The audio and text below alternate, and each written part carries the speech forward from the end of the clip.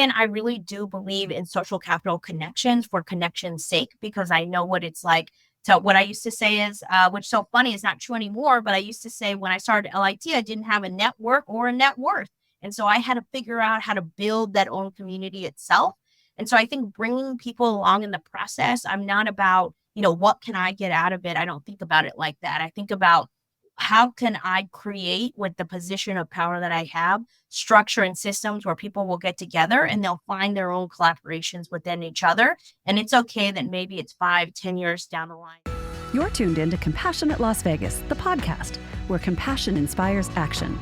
Together, we're building a world centered in understanding, empathy, and courageous action, starting right here in the heart of Southern Nevada. We're taking the principle of do unto others as you would have them do unto you to heart. Now, let's welcome a man committed to fostering compassion in every corner of our city, a beacon of compassion in Las Vegas, your host, Will Rucker. Welcome to Compassionate Las Vegas, the podcast. I'm your host, Will Rucker, and I want to thank you for tuning in to this season's podcast. It has been such a great journey, and we've had so many amazing guests. But I must admit that today's guest is someone that's really special to my heart, someone I think that you're going to be inspired by, encouraged by, and just enjoy because she is a truly fantastic human being. Erica Mosca, welcome to Compassionate Las Vegas, the podcast. Thank you so much for having me. That was way too nice. So I'm excited. Well, I'm just looking back at your journey, our journey, and where you've kind of landed, and I really do stand in awe and with immense gratitude because you are the type of person that changes the world.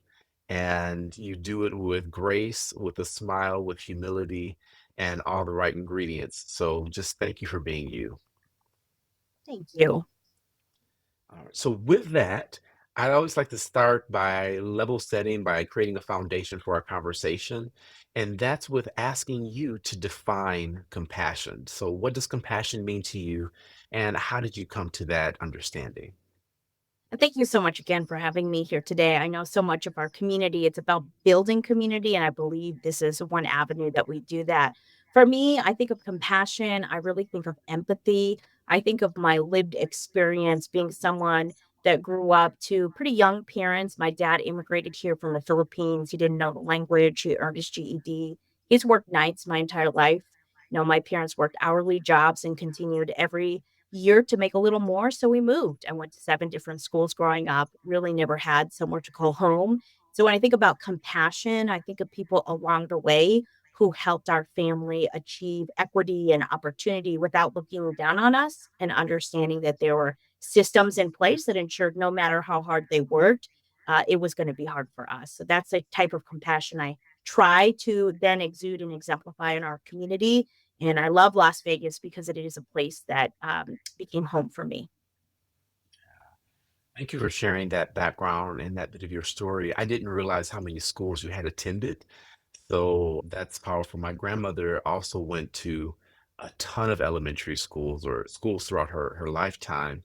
And just the skill set she developed because of that has been, I mean, second to none. She can make friends anywhere because she had to do that growing up. But also just understanding diversity and different people in different spaces from street to street. People are just different from house to house, right? So you started a little organization that caught fire and works with young people. So tell us a little bit about that. Yes, I think the thing that I continue to be most proud about in my life is one, I'm the first in my family to graduate from college. So because of education, was really able to create that dream and opportunity for my family. And so I became a teacher through Teach for America in 2008. I went to school in Boston. I came here to join the Corps and I taught in East Las Vegas. I made leaders in training the theme of my classroom because I really believed in ensuring that young people and families could have opportunities to follow any destination that they cared about. And in 2012, so a couple years after I was a fifth grade teacher, I decided to use my own savings to start a nonprofit for those former youth who are now starting high school. Because I believe that if I really believed in the things that I was saying, I had to actually take action. And so it was very difficult. Our first year budget was less than $10,000. I knocked on all students and families' doors. They are the founding members and the reason why leadership training is successful today. Now, 12 years later, I'm not even on the board anymore. So I was the founding executive director. I left to pursue the current thing, which I do, which is represent Assembly District 14 in East Las Vegas. And I'm so proud that leadership training continues to exist beyond me. I literally have nothing to do with it, but was able to set a foundation. And today, my former fifth graders are teachers. I have one as a physician assistant, one is a broadcaster for the local NBC affiliate. And these are young people in our community that we always say, if we can just get the systems right, they will be able to lead their own lives and lead their own communities. And we have examples now of that. And so I'm proud to say that I am the founder and I was the previous executive director of LIT. And in that model where you start something and then build it up to the point where it's self-sustaining and then moving on to do the next thing, I think is so critical. When I talk about leadership, I always say leadership has two primary components. One is paving the way, the other Mm. is passing the torch. And so, if you're truly a leader, then you're creating an environment for others to rise up and take the reins. So, with that in mind, youth has been such a critical focus for so long. I've got to ask, why? Yeah, that I really love that that is what you think of and what you define as leadership because it's so similar to my values. Growing up, I always say there wasn't a Barbie that looked like me. I never had a teacher that looked like me. I never saw someone on the screen that represented my identity. I'm the first Filipina to ever serve in our legislature. And so I feel like it's so important for youth to see examples that they can do it, but not only see examples, have people in their lives paving that path. And so for example, I have an Assembly District 14 youth committee. Those are young people that I bring with me to events, that plan events in the community, that now have the social capital that they can actually do the work because we've done the capacity building. So it's all about making sure this is never about me.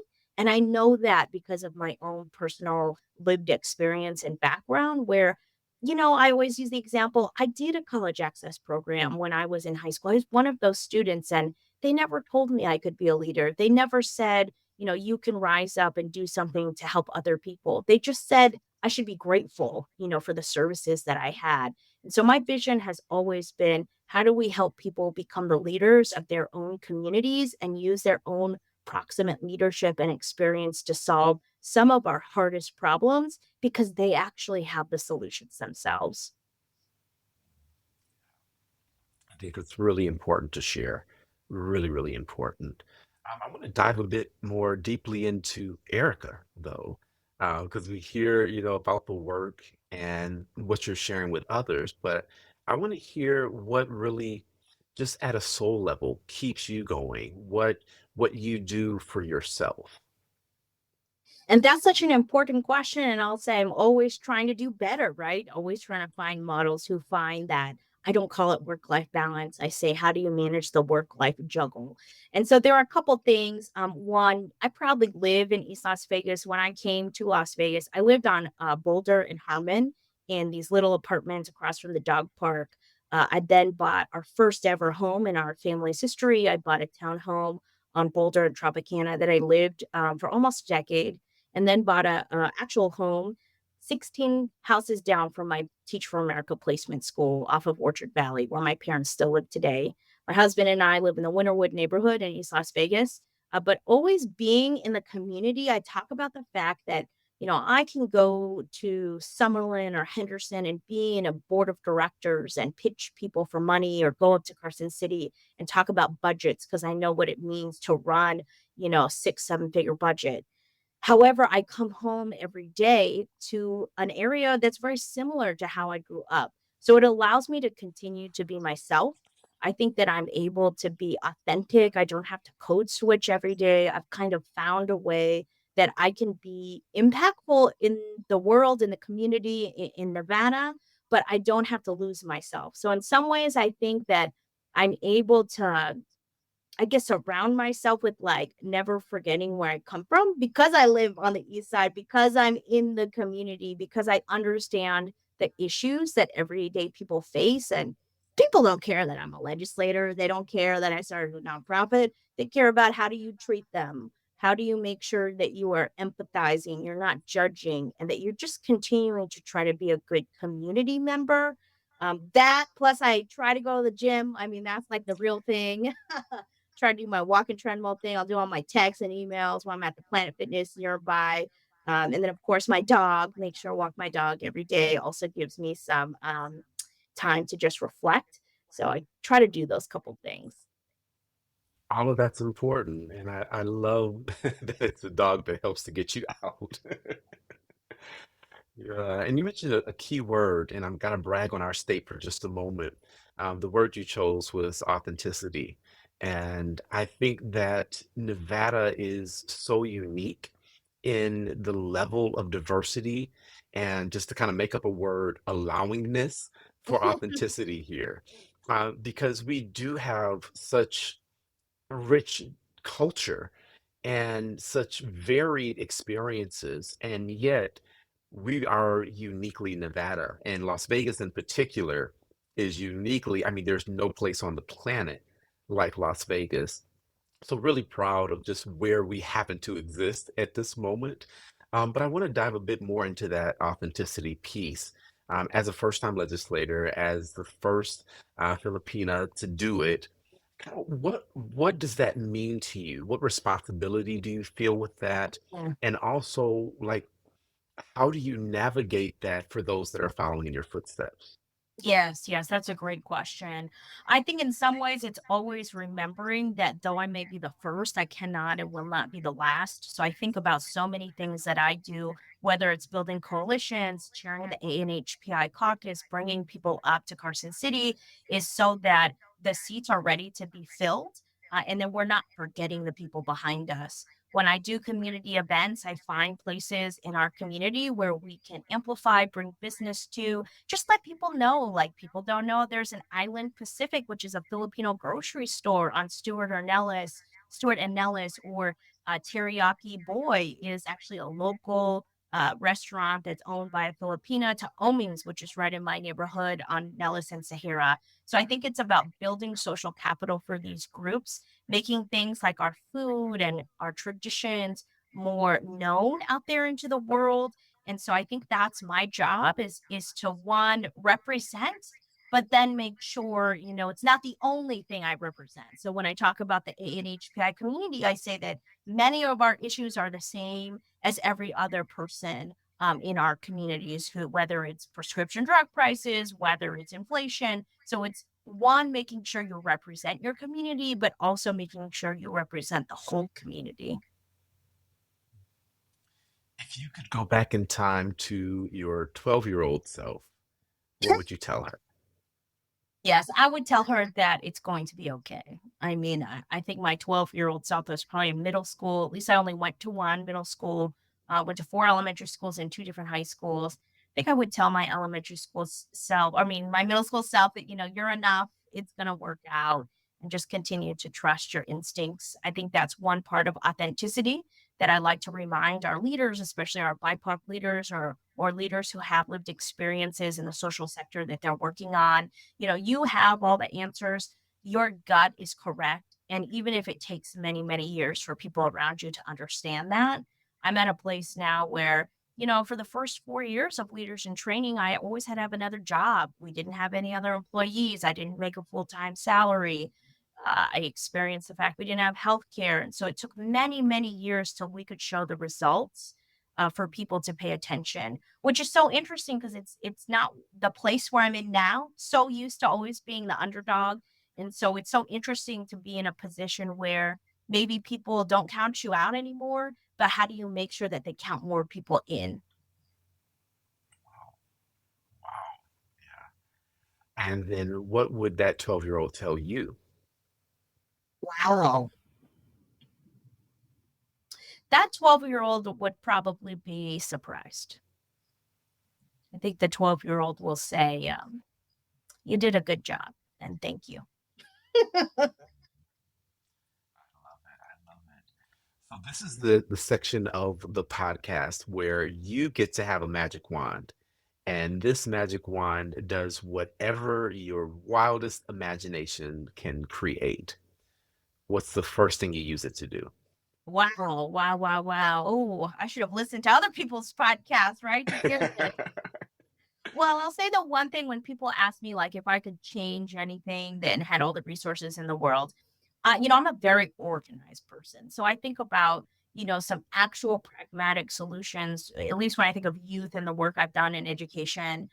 I think if we can connect young people to different services and then actually measure what young people are doing in the communities, I always say, like, young people in leaders in training, they would be in Kinsey practice and then they would have soccer and then they would translate for their parents and then they would babysit. But we don't find a way to capture all of this as actual assets based, skill based work and give them credit for it. We also don't measure, if a student was at leaders in training, they could also be in J4NG, they could also be in communities and schools, but we can't measure, where are students, what are they doing 5 years later, where are they 10 years later, where are they? How do we have a system where we can actually measure, balance, have everyone know the inputs, have everyone know the outputs, have everyone an aligned vision, whether it's a business sector or the community.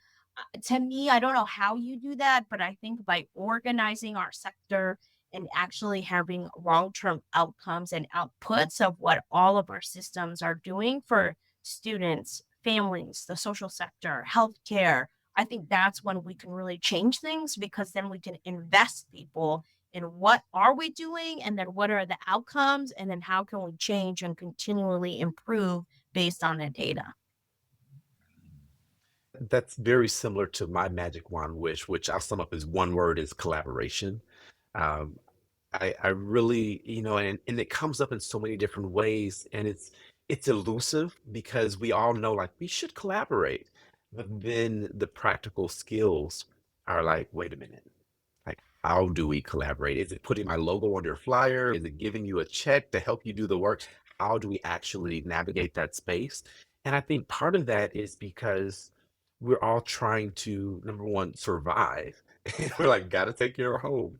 And then also because we do see things differently. And I think the value of diversity is so understated that if we could really recognize how valuable differing and differences are, we would be able to collaborate at a higher skill set. With that said, you've managed to bring together a lot of people to do good work together. What would you say is your secret to building relationships and connection and fostering collaboration? Mhm. Yes, thank you. And I agree with you. It's what are the practical steps of collaboration and how can you see it as useful or helpful to both entities in the end when you can't define that? So I think a couple things in a very practical sense, I would say I'm pretty organized. And what I mean when it comes to relationship building is if you give me a business card, I will follow up with you. I know my calendar. I respond to people, not in text very fast, but in emails I do. And so I think in some ways you build relationships with people when you actually do what you say you're going to do. And even if it's just a follow up phone call where there's actually no action taken, people feel good about the fact that someone listened to them or I followed up with them. I think second, I really do believe in social capital connections for connection's sake because I know what it's like. So what I used to say is, which so funny is not true anymore, but I used to say when I started LIT, I didn't have a network or a net worth. And so I had to figure out how to build that own community itself. And so I think bringing people along in the process, I'm not about, what can I get out of it? I don't think about it like that. I think about how can I create with the position of power that I have structure and systems where people will get together and they'll find their own collaborations within each other. And it's okay that maybe it's 5, 10 years down the line. They're like, oh, yeah, I worked with you on this one thing, or I met you at this one event. And I think it's allowing people in our world where we need, and it's so funny because I just talked about results and data, but in our world where we need results and data and outcomes, it's also about it's okay that if that result, data, and outcomes comes a very long time from now, and it's also not a linear progression. So at Leaders in Training, we always say there's one example where my mentor now, Miss Paula Sneed, we met her because one of my students was tabling at an event. He talked her husband was having an event. That student talked to him. He was impressed. He wrote a $500 check, and then I just followed up for 2 years, not because I Googled and didn't see who she was, but because I thought it was important that they knew what they were investing in. And then, eventually they gave us one of our biggest one-term grants we ever got. And that wasn't because I was trying to foster a relationship for donations. If that was the case, then that would have been it. But now she's actually my lifelong mentor and has helped me through so many situations. And that's because it was about the relationship. It was about appreciation. It was about compassion and knowing that people don't have to help our nonprofits or our families or our students. But when they do, we also owe them that relationship or that gratitude. So I think people hopefully see that that's my authentic self. I actually do believe all those words that I just said, and I try to exemplify them. And so then I think people usually want to be on our team because it's not about my team, it's about our team, and it's about what we can do for Nevada long term. As we come to our last couple minutes, there are a few things I want to dive into. I wish we had more time, but to close, I'm going to ask you to just finish a couple sentences. So, whatever pops into your mind first, that's what I want to hear. But before we do that, I want to ask about legislative session. If there was one takeaway from that entire experience, beginning with the campaigning process and then moving into what you're able to actually do as an elected official, what would that one thing be? Yes, I think my one takeaway would be that we really do have to organize the community from a grassroots perspective. And I'm not trying to talk about politics and advocacy groups. I mean, just regular people. We brought up regular people to Carson every week, whether it was a constituent bus trip that I paid for to making sure youth could take a Spirit flight, for $40, and they've never been on a plane or never been in Northern Nevada. But I think it's important for regular folks to have experience in how policies and politics work, not to get anything out of it, but just to allow them to have access so they feel more comfortable to be part of the systems in the future. So that was a wonderful answer. Thank you. And I'm going to just, based on what we've talked about in this 20 minutes we've had together, I don't think you actually learned that in session. I think you brought that knowledge with you. Oh, thank So you. what's one thing you discovered, I'll say it that Oh, way, I love during that. session? I love that. Okay. One thing that I discovered during session is that what I thought about what a legislator is very different than how it actually actualizes out when we are a citizen legislature that only meets every other year and it's an unpaid job. So I have a full time job right now. Everything I do as an elected is on top of it's really community service. So I think in some ways our current governance system does not match how many people we now have in the state of Nevada. And I think sometimes that's why our social service sector is not where it needs to be. And until we can kind of modernize our governance structure, I think that we're going to continue to only work around the edges. Mm, yeah, that's important for people to hear and know that even in this role where you've got this, fancy title and all of that, it really is still service. So thank you for sharing that. As we close, just finish these sentences for me. The first one is what the world needs. What the world needs is more empathy. Mm. Love is. Mm. Wow, that's a good one. I would say love is sacrifice of things that you care about in service of other people and the greater good. Mm. I am. Ooh, I am someone who is confident to say they don't know when they don't know. And I think that is one thing that we could all benefit from.